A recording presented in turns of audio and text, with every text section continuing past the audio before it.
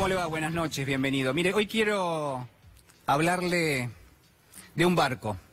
Quiero hablarle de un barco de dimensiones realmente importantes, de un barco que tenía un tamaño nunca visto hasta ese momento. Le voy a hablar de una historia que tuvo lugar hace muchísimos años.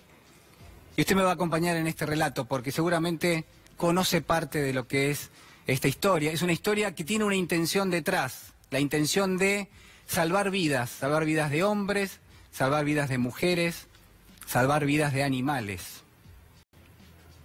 Y en ese sentido había un castigo de alguien muy poderoso. Seguramente usted ya sabe parte de la historia porque le voy a contar esta noche la historia del Arca de Noé. La historia que tiene su punto quizás más importante en lo que hace al conocimiento cuando se ubica prácticamente en el Génesis del Antiguo Testamento, ese libro que comparten tanto la tradición cristiana como la tradición judía. Y en ese Génesis aparece este hombre, Noé, pero también aparece un Dios que era feroz, un Dios que era cruel, un Dios que era en parte injusto, que era despótico, que era dictatorial. No es el Dios que conocimos después con la tradición cristiana, ese Dios indulgente, ese Dios del perdón, ese Dios de hay que poner la otra mejilla. Y estamos hablando de esta advertencia hecha de Dios para con un hombre, para con Noé. Mire, ese Dios aplicó un castigo, y ese castigo venía porque el hombre, decía Dios, era ruin y era miserable. Y está claro que en ese sentido ese castigo tenía que ver con una tormenta que, decía Dios, muy pronto se iba a transformar en un diluvio y cuyo objetivo era barrer de todo ser vivo sobre la faz de la tierra, matarlos. Entonces Dios hizo algo que hoy todavía nos llama la atención, eligió un hombre de entre todos los hombres que habitaban la tierra, y ese hombre era Noé. Era un hombre, dicen algunos, justo, era un hombre noble, era un hombre que prácticamente se podía decir que era un patriarca. Bueno, Noé estaba forjado en su mediana edad, prácticamente como está forjado cualquiera de los hombres que habitan la tierra, producto de lo que es la experiencia, producto de lo que son los años, producto de lo que tiene que ver también con el conocimiento, con las ideas, pero sobre todo con el deseo. Y el deseo de Noé era obedecer a Dios, obedecerlo en lo que eran sus dictados. ¿Y saben qué? ¿Qué le dijo Dios? Dios le dijo, mirá, vas a tener que construir un arca, vas a tener que construir una gran embarcación, porque en algún momento solo aquel que esté a bordo en esa embarcación se va a salvar del diluvio. Y le dio recomendaciones, le dijo, vas a tener que subir a bordo algún hombre, varias mujeres, y además vas a tener que elegir entre distintas variedades de animales, distintas especies. Vas a elegir a los puros y también vas a elegir a los impuros. ¿Y saben qué hizo Noé? Ese mismo día se puso a trabajar. ¿Cuánto tiempo trabajó Noé para construir esa embarcación? 20 años, dicen algunos. Y durante esos 20 años, Noé aplicó día y noche a lo que era el trabajo prácticamente de un carpintero. Tenía allí las herramientas, había pocas personas que lo ayudaban. El área de trabajo estaba enclavada en el medio del desierto y la arena era prácticamente una evidencia de lo que son los caprichos del viento en el medio de la nada.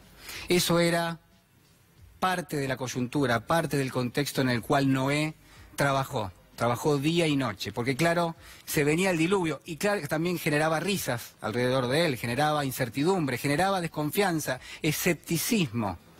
Lo cargaban, le decían, acá no va a pasar nada. Hasta que un día, cuando Noé hubo finalizado lo que era la fabricación de esa embarcación, miró al cielo, extendió una mano, puso su palma hacia arriba y allí cayó la primera gota de una tormenta que no cesó. A partir de ese momento llovió durante 14 días y 14 noches. Y a esas 14 noches le siguieron otras 14. Y así hasta que se completaron 40 días y 40 noches. Y el resultado usted ya lo sabe, y yo también lo sé, que toda forma de vida pereció bajo los efectos del agua. Porque claro está, la literatura cuenta que el agua subió a niveles extraordinarios, que cubrió las cimas de las distintas montañas. Y fue solo entonces, algunos días después, cuando Noé pudo poner un pie en tierra firme, mirar hacia el cielo, agradecerle a Dios de su advertencia. Por supuesto, había hecho lo que Dios le había encomendado, e incluso hizo un sacrificio para ofrecérselo a quien de alguna forma le había anticipado lo que había que pasar. Bueno, por supuesto, Dios, así cuenta la literatura, así cuenta la Biblia también, y cuentan escrituras incluso más antiguas que han recorrido la Mesopotamia hace 4.500 años. Dios, en agradecimiento, pintó el cielo de distintos colores, puso un poco de rojo, algo de naranja, un poco de amarillo, verde, azul, añil y violeta, y dibujó un arco iris.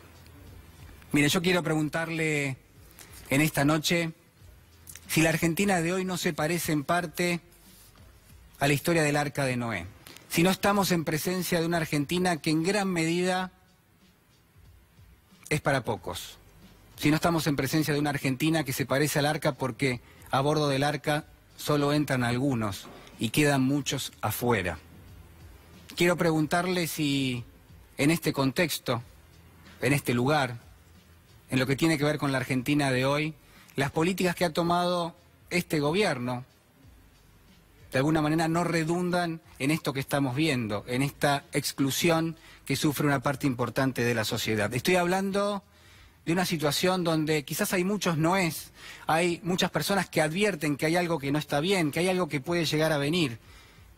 Y yo le digo que el diluvio es directamente la imposibilidad de muchísimas familias en la Argentina de llegar a fin de mes, de afrontar lo que son los gastos crecientes, de meterse adentro del sistema económico, del sistema social.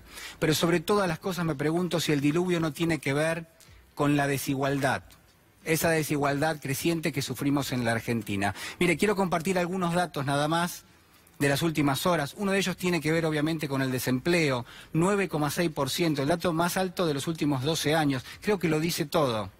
Pero además déjeme decirle que hubo datos que hacen referencia a la desigualdad en la Argentina, datos que relevó la Universidad de Buenos Aires, la Facultad de Ciencias Sociales, y que dice que desde el año 2015 al año 2018 la desigualdad en la Argentina creció un 20%. Para hacérselo más claro, que de la riqueza que genera nuestro país hay una mayor proporción en los últimos 3 años que está yendo hacia los hogares de ingresos más altos y que en este sentido va una menor proporción hacia los hogares de menores ingresos. La pregunta que quiero hacerle es si esta es la Argentina que queremos, si esta es la Argentina de la desigualdad que tenemos. Pero además, déjeme decirle que es mucho más difícil en un contexto de desigualdad. Por ejemplo, si el país crece, que ese crecimiento vaya a generar menos pobreza y menos indigencia, que es más lenta la lucha a favor de la igualdad de género, que es más lento el combate a lo que tiene que ver justamente con la pobreza. Yo quiero traer 2 o 3 conceptos en esta noche: déficit, inflación, pobreza, indigencia. Mire, no son neologismos, no son conceptos inventados desde el año 2015, no le pertenecen exclusivamente a Cambiemos. Usted sabe que yo he sido bastante crítico del gobierno anterior, sobre todo en cuestiones económicas, y que he sabido destacar aquellas cosas que realmente considero que han hecho muy bien. Pero tengo que decirle en esta noche, y el gobierno tiene que aceptar mi crítica, porque se ha profundizado aquello que estaba mal, y hemos empezado a sufrir en algunas cuestiones que creo yo que estaban relativamente bien. Esta es, en principio, mi idea esta noche. Que usted tenga en cuenta que quizás no todo tiene que ver con una grieta, que no todo tiene que ver con un enfrentamiento, que debiésemos buscar una Argentina distinta, una Argentina donde el Estado, y esto es lo que le digo al señor presidente de la Nación, el Estado tiene que recuperar su capacidad para articular, para disciplinar a algunos sectores que quieren rentabilidades que son extraordinarias, pero que van a costa de lo que es el sufrimiento de muchísimas personas, y sobre todas las cosas para estimular la economía y hacerla más inclusiva, hacer de la Argentina un país con mayor inclusión social, que entren todos adentro de nuestro país, que sea pensado desde el poder político de esa manera. Es urgente y necesario que el gobierno recapacite, es urgente y necesario que el gobierno piense una Argentina para todos, es urgente y necesario que se proteja a los sectores más vulnerables, porque, ¿sabe qué? Me parece que a usted y a mí en esta noche, Noé no nos eligió para subir a bordo del arca. Me parece que a usted, a mí y a millones de argentinos, no solo en esta noche, sino ya desde hace muchísimos años, nos han dejado abajo. ¿Y sabe qué? Está empezando a llover. Acompáñeme que ya lo tenemos con nosotros. Alfredo Atanasov. ¿Cómo le va, Atanasov? ¿Qué dice? Buenas noches. ¿Qué tal, Julián? Muchísimas gracias por estar con nosotros. Gracias a usted. Bueno, ¿cómo ve esta Argentina? Yo hacía una descripción, en algún caso uno podría pensar que tratando de ser lo más objetivo posible, ¿no? Digo, teníamos algunas cuestiones allá por el año 2015 que había que resolver sin ninguna duda. Y yo digo, ahí estamos en presencia de un gobierno que ha profundizado esos desequilibrios. Sí, yo no tengo duda. No tengo duda que ese panorama que usted mostraba es así, quizás hasta podrían agregarse algunas cosas más, ¿no? Yo digo, si uno ve un país que tiene o ha tenido una devaluación del orden del 100%, un dólar que supera los 40 puntos, una inflación que supera los 40 y los sindicatos fueron obligados de alguna manera a negociar salarios por el 15%. Bueno, una tasa para esterilizar dificultades en el mercado que supera el 60%, el riesgo país, en fin, todos esos indicadores creo que lamentablemente nos dan estos tristes resultados que tenemos hoy, que es el crecimiento del desempleo. Estamos hablando de 4 millones de argentinos que son desocupados plenos o subocupados, ¿no? Pero también hay que agregar a aquellos que están buscando empleo y que consiguen solo pocas horas de trabajo, y hay que agregar a aquellos que directamente están fuera del mercado como consecuencia de que lo único que pueden hacer son tareas eventuales, trabajo que comúnmente se denomina en negro. Bueno, usted ha sido jefe de gabinete y también ha sido ministro de Trabajo. Exactamente, y fui en un momento muy difícil de la Argentina, yo diría, en la crisis más profunda de la historia contemporánea. ¿Año 2002? Que fue el año 2002. En la que hubo que luchar denodadamente para tratar de salir de la crisis, pero yo creo que en aquella oportunidad, no el gobierno, sino la sociedad en su conjunto eligió un camino que fue el camino del diálogo. Todos nos sentamos alrededor de una mesa para debatir y discutir las mejores políticas que se pudieran aprobar en ese momento y se establecieron prioridades. Por ejemplo, allí se creó el programa Jefes y Jefas de Hogar, que yo creo fue el punto de partida de este tremendo programa que tenemos hoy de asistencia a los más vulnerables, que después fue cambiando de nombre, pero que en definitiva fue ese programa. Y esa no fue una decisión ni del Ministerio de Trabajo, ni del Ministerio de Desarrollo Social, ni siquiera del propio presidente. Esa fue una decisión de todos los actores políticos, sociales y económicos de la Argentina, las iglesias, participando en el marco del diálogo político y del diálogo social, que dijeron, esta es una prioridad, este sector es al que tenemos que ayudar frente a esta situación tan difícil, ¿no? ¿Usted ve que la Argentina está en una situación similar a la del 2002? Yo, A ver, se lo voy a poner en estos términos, desde el punto de vista social.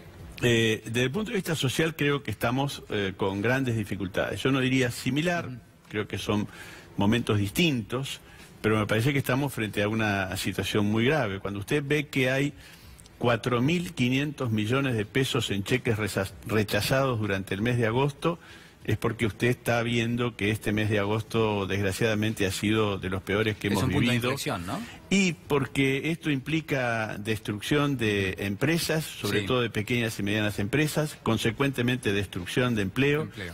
Y desgraciadamente yo creo que cuando uno mira en el horizonte, imagina que las cosas pueden empeorar. Todavía no han llegado a los productos, sobre todo de primera necesidad, el impacto de la devaluación, que va a llegar, y entonces uno tiene que estar esperando mayores ajustes desde el punto de vista de las tarifas y mayores ajustes para los productos necesarios para aquellos sectores más vulnerables, que me parece que allí es donde habría que priorizar para tratar de ayudarlo. ¿El gobierno puede hacer algo que no está haciendo en este momento, en función de la experiencia suya, que es en el peor momento de la Argentina, histórico?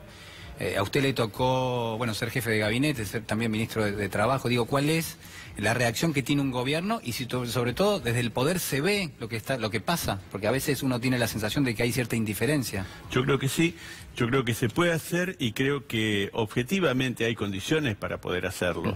Yo le diría al gobierno, me parece que hay que dejar de hablarle un poco al mercado y hay que empezar a hablarle a la gente que está angustiada, que está preocupada, que está abrumada por una situación que no la puede controlar. El que no paga la tarifa de gas, el que no paga la tarifa de luz, no lo hace porque no quiere, lo hace porque no puede, porque no llega a fin de mes para poder cubrir las necesidades básicas, y entonces me parece que creo que hay que ir abandonando un poco este camino que da la impresión lo ha marcado el Fondo Monetario Internacional, y siempre ha sido así, siempre el Fondo Monetario ha pedido ajustes y hay que empezar a hablar con esa gente que está tan mal, tan preocupada, tan angustiada. Usted decía que distintos sectores en aquel momento se juntaron y de alguna manera producto de ese encuentro surgieron políticas públicas, en definitiva, de eso se trata. Así es. ¿Usted confía en que ahora, por ejemplo, la Argentina podría hacer exactamente lo mismo? Es decir, que distintos sectores políticos,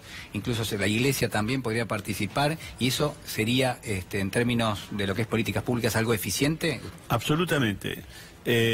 Julián, cuando uno mira las informaciones, lo que ve es preocupación en todos. Están preocupados los empresarios, los pequeños y medianos empresarios están preocupados porque ni siquiera tienen una expectativa electoral futura en términos de que esto pueda cambiar y entonces venga un modelo de desarrollo en lugar de que es un modelo basado fundamentalmente en el endeudamiento. Bueno, pero una posición política hay, pero y claro, ha planteado que, que hay un modelo alternativo. ¿Y qué es lo que dicen los pequeños y medianos empresarios? No llegamos, que este es el drama. 4.500 millones de pesos en cheques rechazados durante un mes. Realmente ese es un número altamente preocupante. Pero usted dice entonces que, ¿qué significa no llegamos? ¿Significa que que quiebran las empresas? Está, en algunos sectores la cadena de pago está cortada y en otros sectores el nivel de cierre de pequeñas y medianas empresas es realmente muy alto. ¿Esto se puede resolver? Sí, creo que sí se puede resolver, pero claro, hay que resolverlo sobre la base del diseño de un modelo que apunte al desarrollo, al crecimiento y al auxilio de aquellos sectores que pueden ser verdaderamente competitivos y que hoy no están ayudados. Muy por el contrario, a veces el crecimiento de las importaciones a algunos sectores los ha sacado directamente del mercado. ¿Cuál es la experiencia de negociar con el Fondo Monetario? Mala. A nosotros nos tocó negociar durante 9 meses. En realidad lo que nosotros negociábamos no es lo que está negociando el gobierno ahora, que está pidiendo dinero. Nosotros negociábamos la deuda que había dejado el gobierno anterior.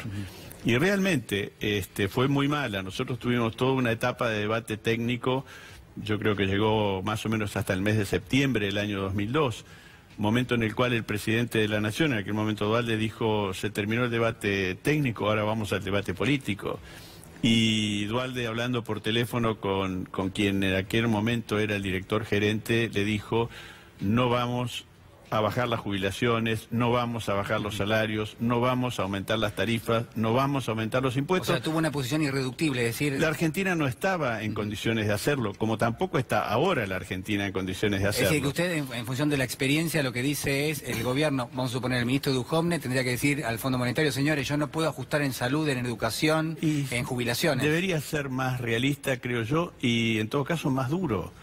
Y fíjese que después... ¿Pero hay margen para ser duro? Y fíjese que en enero del año 2003 nosotros terminamos firmando el acuerdo de renegociación de la deuda con el Fondo Monetario y no tuvimos que hacer ninguna de esas cosas que hoy se estuvieron planteando en el Parlamento para poder cerrar el acuerdo con el fondo. Quiero agradecerle primero por estar con nosotros en esta noche y además hacer una última pregunta a propósito de lo que usted marcaba recién, ¿no? La alternativa política, digo, ¿cómo se construye un espacio opositor? Y en función de eso, si usted participa de uno, y cuál es la mirada que tiene sobre la elección del año que viene.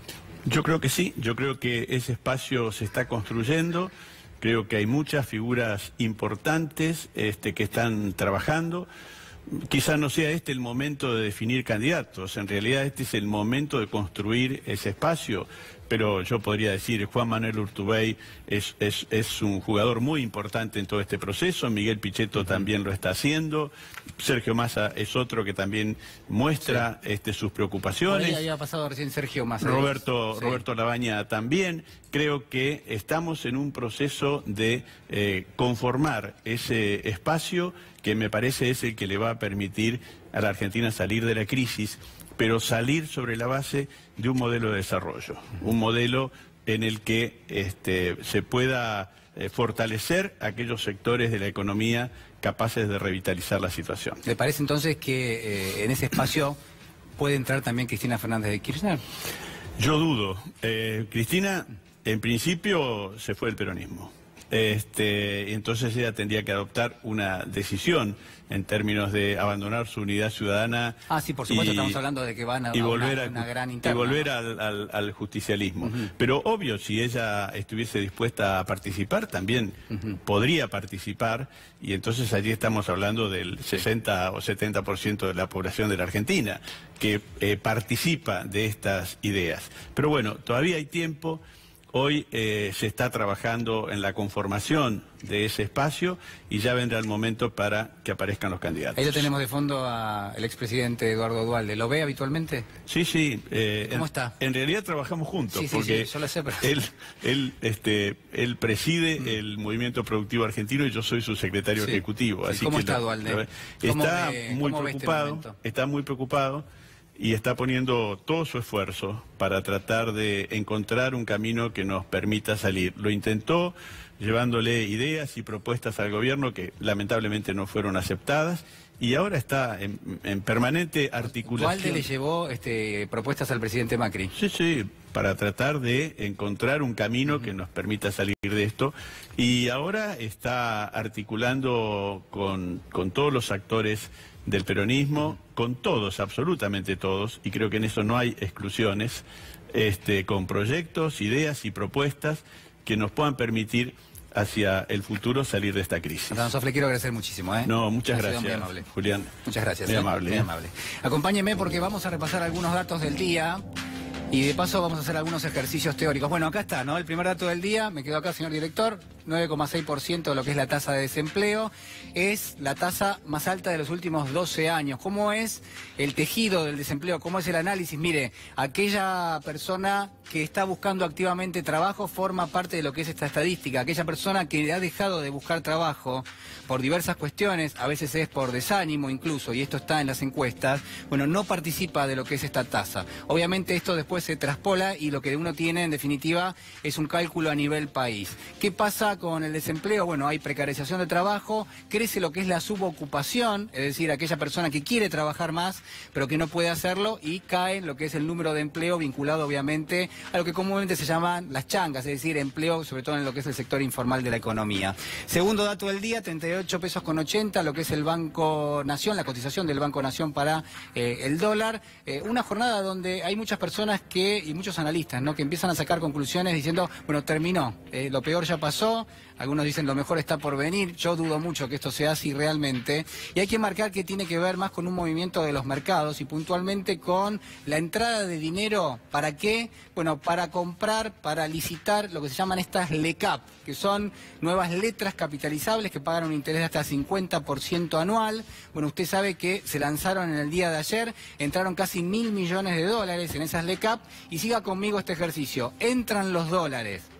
Bueno, obviamente se le venden esos dólares al Banco Central. El Banco Central le da a los inversores pesos y con esos pesos lo que hacen es suscriben estas letras capitalizables. Bueno, obviamente cuando lo que uno tiene en el mercado es mayor cantidad de pesos dando vuelta y van a ir a buscar las LECAP, y por otro lado los dólares se venden y forman parte de las reservas, al tener esos 1.000 millones de dólares que entraron del exterior como mayor oferta, el precio tiende a caer, el precio tiende a ajustar. Producto de eso es que el dólar ha caído, lo que es la cotización del tipo de cambio, obviamente en un contexto donde la devaluación supera el 50% y el salto del dólar ya supera casi el 120%. Tercer dato rapidísimo, familia tipo, dice ahí, es lo que es la canasta básica total, 20.868 pesos. Bueno, crece 3,5% en el mes. Preocupante mucho, ¿cuál es? Bueno, la preocupación tiene que ver con los alimentos que crecen por encima del ritmo de los precios de la economía. Este es el dato fundamental. Usted sabe, cuando los precios crecen de los alimentos por encima de lo que es el sistema general de precios, esto es una ecuación que genera pobreza. Vamos entonces al encuentro de Arnaldo Bocco, exdirector del Banco Central, economista, Hola, analista. ¿Cómo le va? ¿Qué tal? ¿Qué tal? Gracias por estar con nosotros esta noche. Bueno, ahí teníamos yo comentaba recién la caída de la cotización del dólar, ¿no? Sí. Y los movimientos que se dieron en las últimas horas vinculado a que entró dinero nuevamente del exterior, cuando en algún momento había empezado a salir, bueno, había salido mucho dinero ya. Bueno, curiosamente hoy es un día de apreciación, digamos. Sí. Cambiaría, pero yo diría, yo tendría mucho cuidado con estos movimientos, porque son netamente especulativos. Incluso hay diarios del exterior importantes, por lo que seguía la comunidad financiera, que son los que en definitiva forman opinión pública, que están señalando que todavía la precarización del sistema en la Argentina, y ahora vamos a llegar al punto central, que es el modelo exhibe una falta de sustentabilidad, lo dijo Lagarde, no lo digo yo, digamos. Entonces, por eso... Sí, lo dijo la titular del Fondo Monetario. Exactamente. Yo diría, yo tendría cuidado porque si volvemos a un sistema de especulación sin control de capitales, la Argentina va a volver a repetir en un plazo relativamente corto lo que vivimos en el primer semestre del año, digamos, o en los últimos 4 meses. Bueno, pero ahora no hay control de capitales. Bueno, si no hay control de capitales lo vamos a vivir, inexorablemente. ¿Pero usted piensa que el gobierno puede llegar a poner algún tipo de control? No, yo creo que no. Porque el Fondo Monetario no lo va a dejar seguramente, y yo creo que ya perdió el control de esas decisiones. Se va a generar su propio problema, digamos. Y por otra parte también creo que la torpeza de algunos bancos de calificarlo de mercado emergente, pensando que la Argentina iba a ser canalizador de recursos de inversión, incluso me extrañó mucho, financistas de 50 años de operar en el mercado se compraron ese amague, y yo lo que creo que en realidad la Argentina, desde que fue declarado mercado emergente, tuvo la mayor fuga de capitales, por lo menos del periodo de Macri. 30.000 millones de dólares en este año, digamos.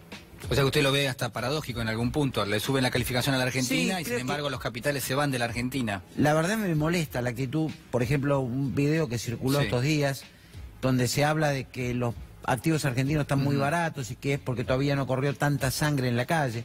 Ya repudio esas opiniones, me parecen gravísimas, y yo creo que ese tipo de actores le hace mucho daño a la Argentina. Como también le hace daño intelectual al ministro Duhovne, que aprecia esos conceptos y establece un formato de un presupuesto que es paradójico. ¿Qué piensa del presupuesto? Yo contaba algunos datos, lo repito porque me parece que en algún punto es alarmante.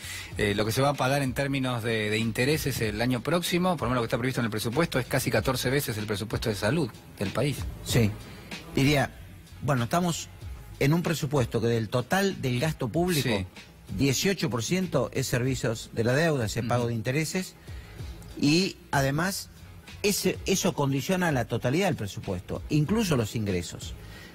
Es curioso porque es inequitativo el gasto, pero también es inequitativa la presión tributaria, porque se va desarmando una presión tributaria, tiene la habilidad de convertir, por ejemplo, el impuesto a las ganancias, que es un impuesto progresivo, en regresivo, porque lo van a pagar más asalariados.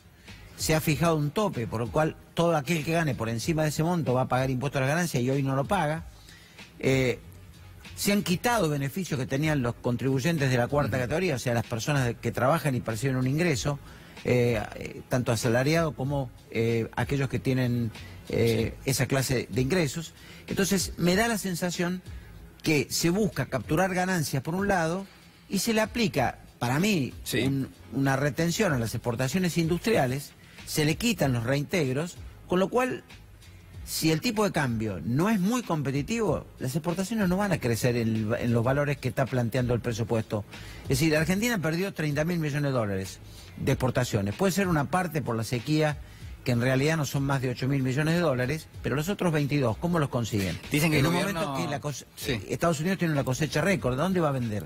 Bueno, un poco los trascendidos tienen que ver, a mí me han dicho algo también vinculado con esto, el gobierno ha pedido entre 10.000 y 15.000 millones de dólares adicionales al Fondo Monetario, podría ser un poco más también, se busca generar algún tipo de impacto o de sorpresa en los mercados a favor de que baje lo que es la percepción de riesgo. Digo, ¿a la Argentina le pueden faltar dólares el año que viene?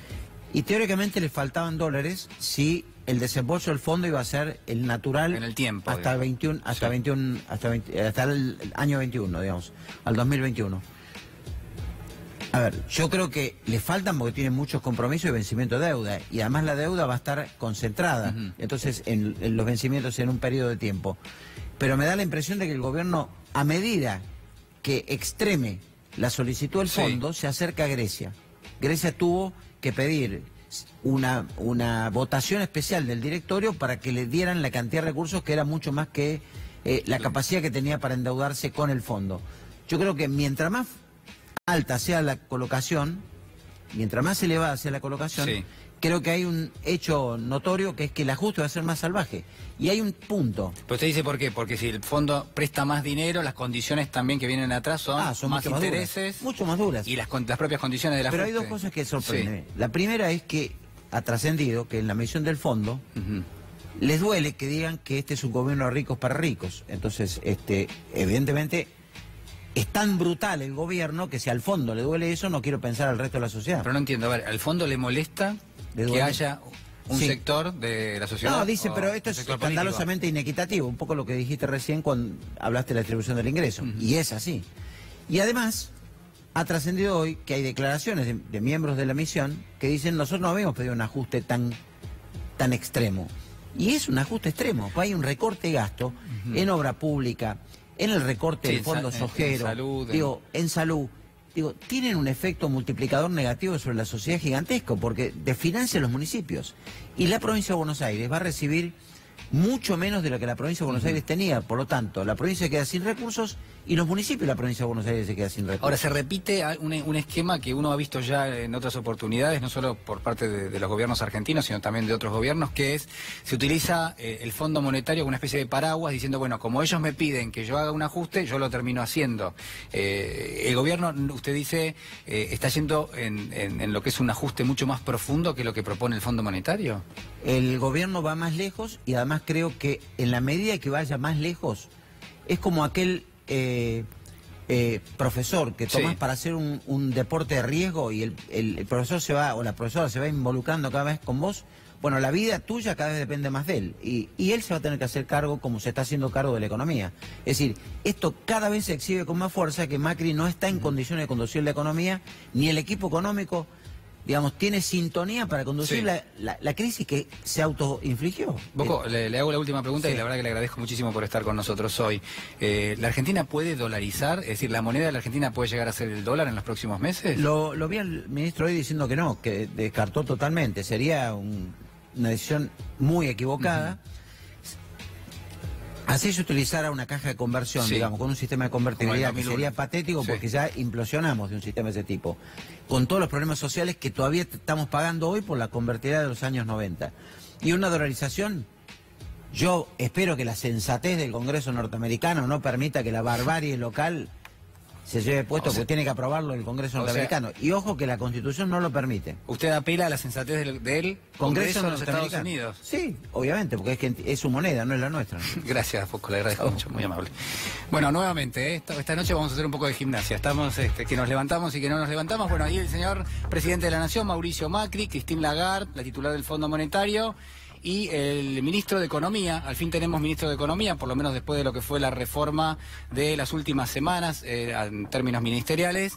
Nicolás Dujovne le presentó el presupuesto en el día de hoy. ¿Qué es, a grosso modo, lo que llama mucho la atención de ese presupuesto? Bueno, primero, el ajuste que se propone, más de 350.000 millones de pesos, este es el ajuste que puntualmente se ha presentado, y después lo que marcaba recién Arnaldo Bocco, ¿no? Lo que son la reducción de muchas partidas que tienen que ver con lo social y que tienen que ver con un desembolso que uno considera que es totalmente lógico y necesario en un contexto de recesión económica después de 3 años de donde prácticamente hay estancamiento económico y donde la generación de puestos de de trabajo, trabaja en forma inversa, ¿no? En ese sentido, la verdad que las respuestas del ministro, dijo que no se va a dolarizar, dijo que no se va a reestructurar la deuda, que fue también una de las versiones que circuló a partir de la propuesta que se hace dentro de lo que es el proyecto de presupuesto para cambiar la ley de administración financiera, pero en definitiva el gobierno, con el vector puesto en el ajuste y con el Fondo Monetario Internacional, se supone al menos pendiente de que estos ajustes salgan justamente consensuados allí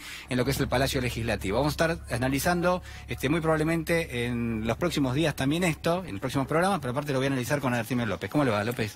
¿Qué tal? ¿Todo bien, Guarino? Bien, bien. ¿Cómo está afuera? ¿Hace calor, hace frío? ¿Cómo está? Está en temperatura media. ¿Y usted qué temperatura trae? ¿Cómo, bueno, no, cómo es un poco lo que ustedes planteaban en la mesa anterior con Arnaldo. O sea, esto es una catástrofe. El gran tema central de Argentina es el deterioro socioeconómico.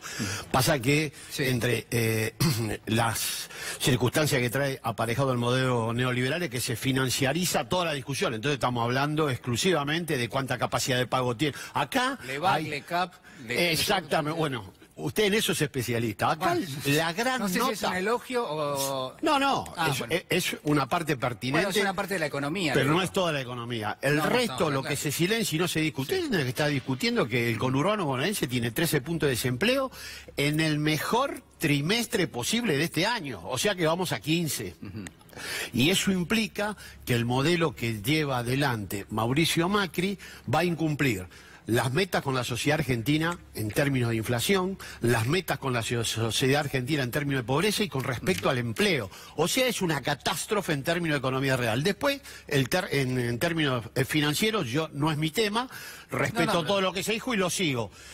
Estos modelos siempre terminaron fundamentalmente empobreciendo al conjunto de la población y desocupándola. Bueno, Macri en 2 años y medio destruyó puestos de trabajo a punto tal que es la peor tasa de desempleo en 12 años. Eso es lo que logró Macri en 2 años y medio. ¿Usted lo ve al gobierno, López, con capacidad para reaccionar a esta situación? Digo, a ningún gobierno le conviene que haya destrucción de puestos de trabajo y mayor crisis social.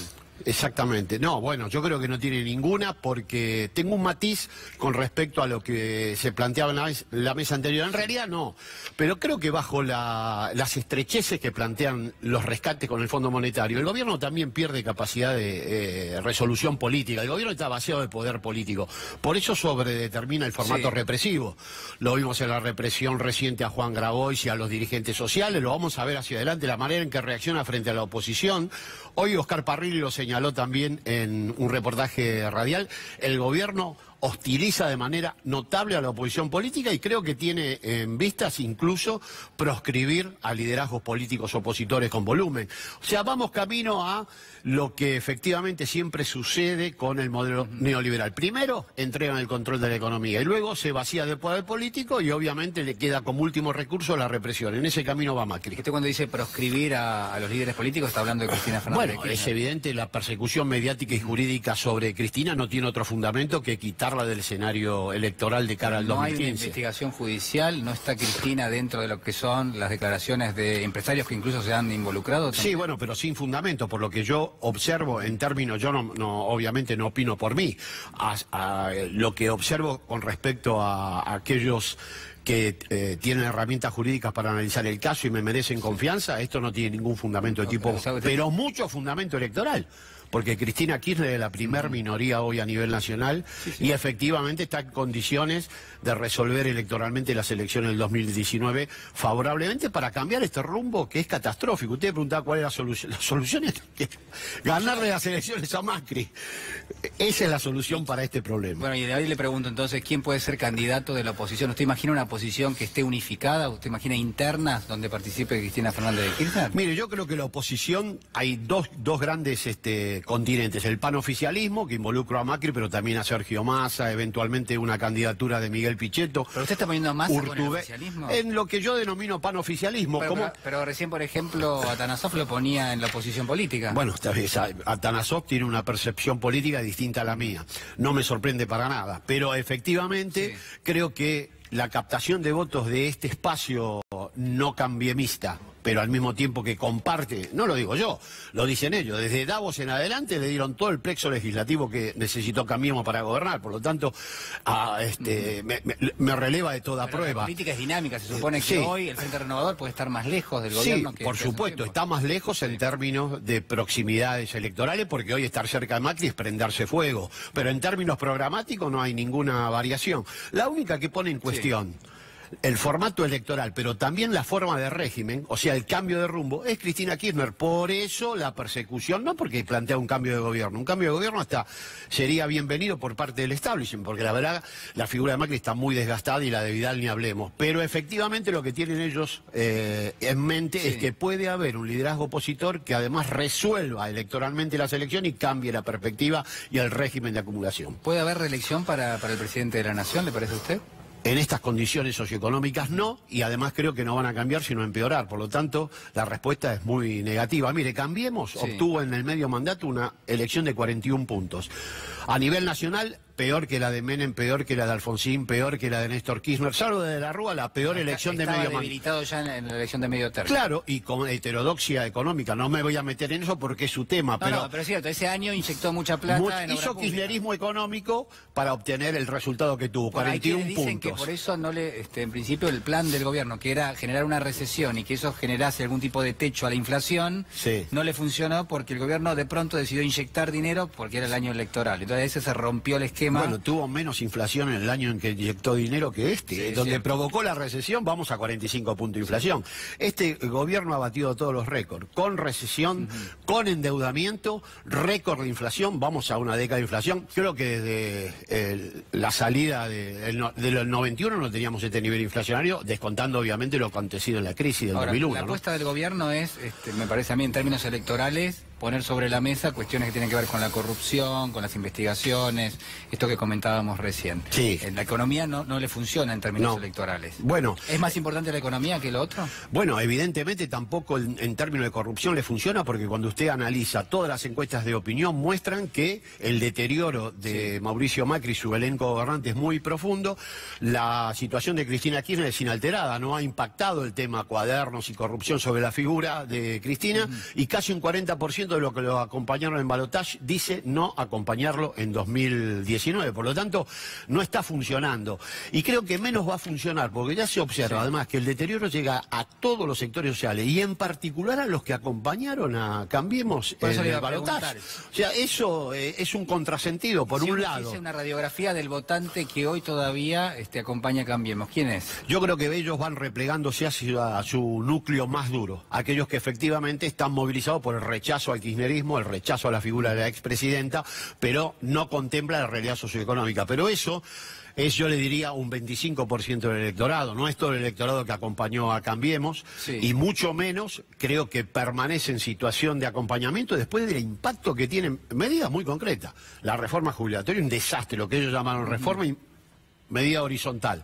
Desarticuló en todos los niveles la legitimidad. Lo mismo pasa con el desempleo, lo mismo con el tarifazo. O sea, eso no reconoce color político y ni pregunta a quién votó. ¿Qué pasa con la clase media, Artemio? Digo, el gobierno de alguna manera obtuvo algún tipo de apoyo de la clase media, por eso ganó las elecciones. Digo, ¿qué le pasó a ese votante? Bueno, obviamente si ustedes, aparte de los sectores populares, hoy se ha publicado el nivel que se requiere para no ser pobre en Argentina, 21.000 pesos. Al mismo tiempo, el salario medio de los trabajadores informales y cuenta propia es 16.000. O sea, es un desastre. Si acá no existiera la clausura de medios que existe y la opacidad de la cual usted es una excepción, esto sería un escándalo público. Ahora, la clase media es una de las víctimas propiciatorias de este ajuste. En términos salariales, están ajustando salarios formales 20 puntos por abajo de la inflación. Propiciatorias? Y claro, creo que si usted analiza el vértice del ajuste, es el salario. El salario de los trabajadores formales, que forma parte del componente de ingreso central de los hogares de clase media. Porque la clase media tienen como jefe de hogar, la mayoría de las veces, un trabajador formal bien remunerado. Acaban de cerrar paritarias, en el mejor de los casos, 20 puntos por abajo de la inflación.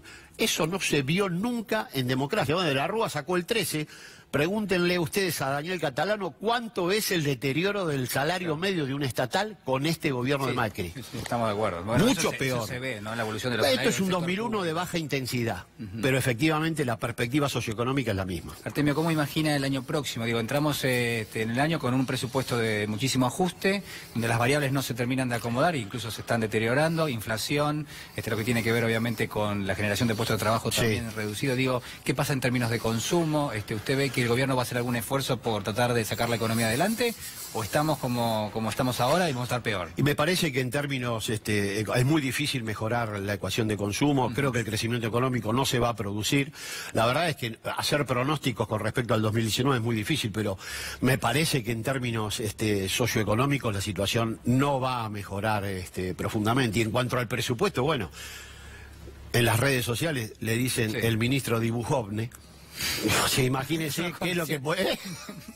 Me hizo reír. Y bueno, es medio trágico, pero siempre una sonrisa viene bien. La verdad que tanto una sonrisa viene bien. Sí. Gracias, Artemio. No, por gracias estar a con usted. Nosotros hacemos una pequeña pausa y ya regresamos.